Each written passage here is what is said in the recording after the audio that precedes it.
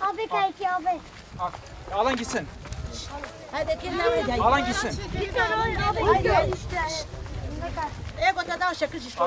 Bugün günlerden Arefe annemin mezarına geldim. Ölülerimizi ziyarete geldik. Bugün de geliyoruz. Yarın sabah da geleceğiz inşallah Allah'ın izniyle. Onlara dua ediyoruz. Yasin okuyoruz, Fatihalar okuyoruz.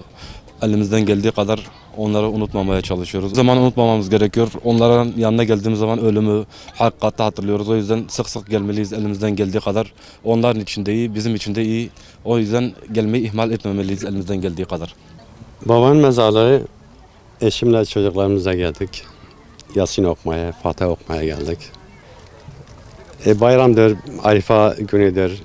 Gelmemiz lazım ki bütün ölüler bizi bekliyor. İnsanoğlu bir gün biz de gideceğiz mutlaka.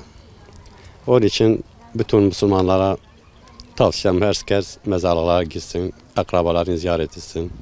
Mezarlığa gelince insanlar yani ben şahsen ölmeyi hatırlıyorum yani nasıl söyleyeyim.